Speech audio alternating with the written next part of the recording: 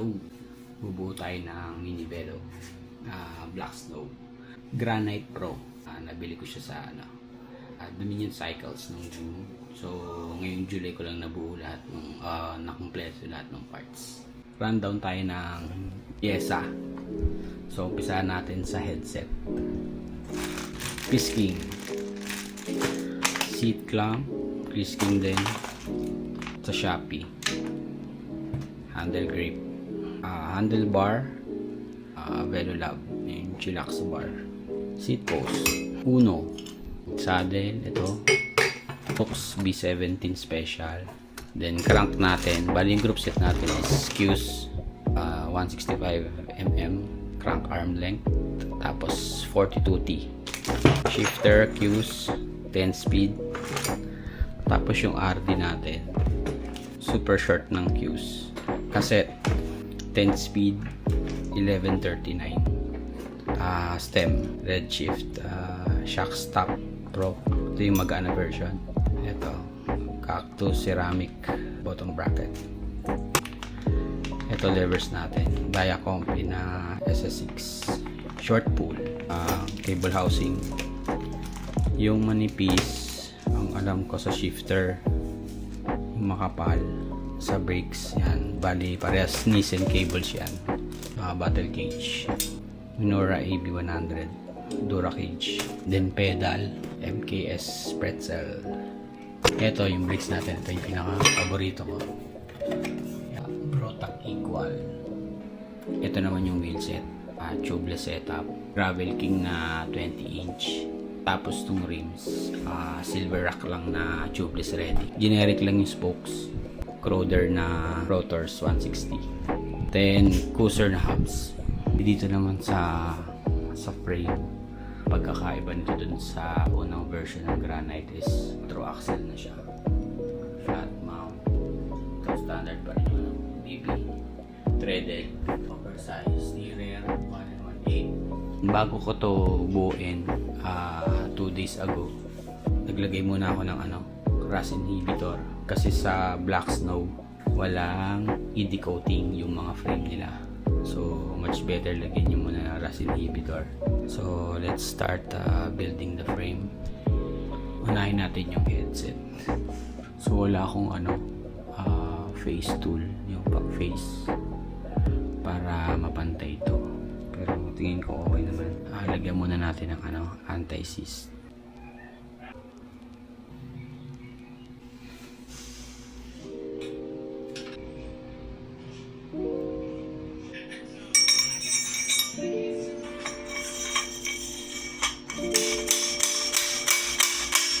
Next, star nut.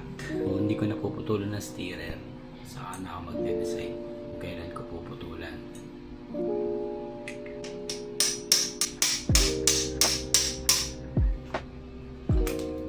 Bus na.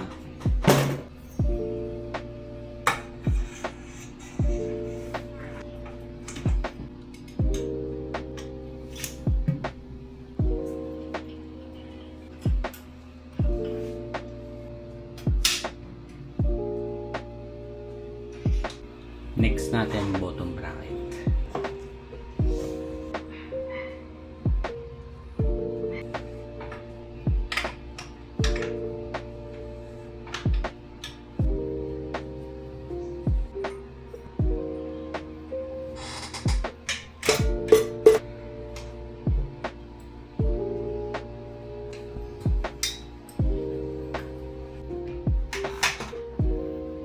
Install naman natin yung handlebar.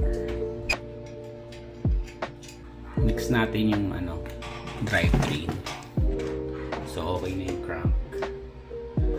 RD naman. Tapos kabit natin yung shifter. Nissan shifter cable. Install natin.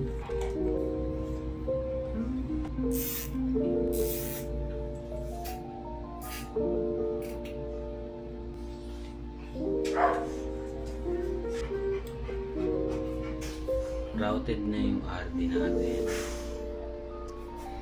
Yan. Tapos kinabit ko na rin yung brake lever sa rear. Set up na natin yung RD.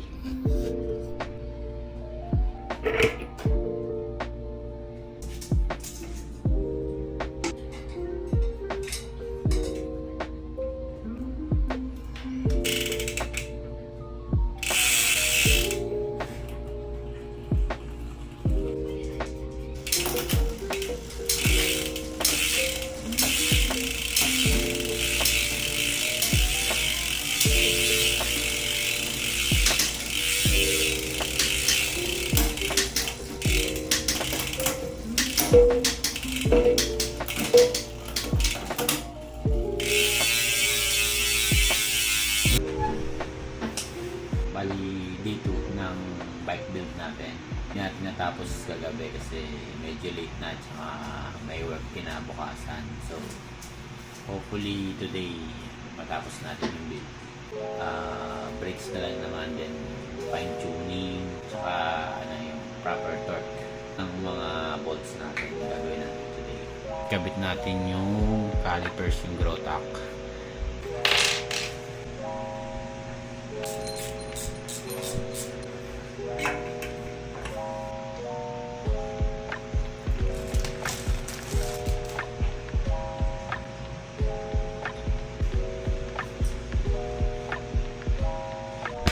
Okay na yung cable housing ng front, then dun sa rear nabitin yung natin cable housing hanggang dito lang, pero wala namang problema yan kasi pwede natin dugsungan yan ng cable housing na kasama dun sa Grotac. Yan, marami naman siya, tsaka meron siyang parang coupling. Yan, pwede kang magdugsong.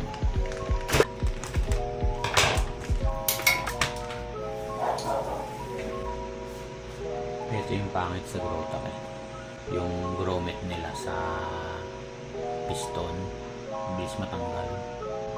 Upgrade mo na lang ng bolt M3.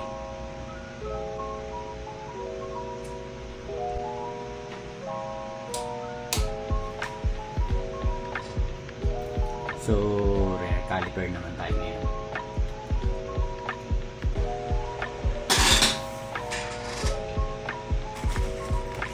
Okay na lahat ng natin, brakes, so functioning na lahat.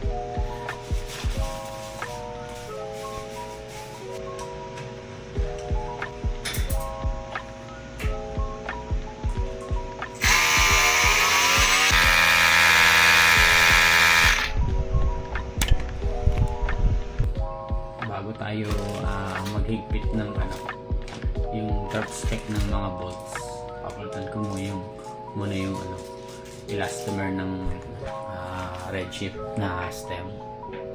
Masyadong stiff, so parang hindi siya nag-flex. So palitan natin ang elastomer.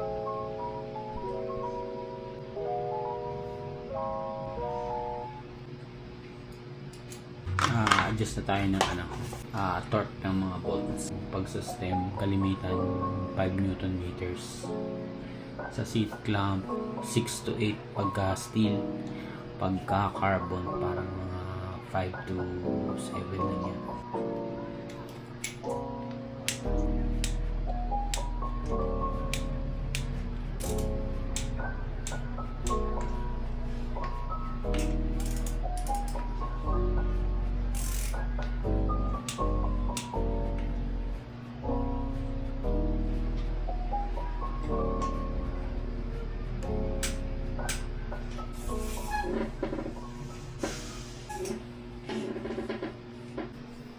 So, okay na yung build natin, yung Mini Velo Granite. So, ito yung bike.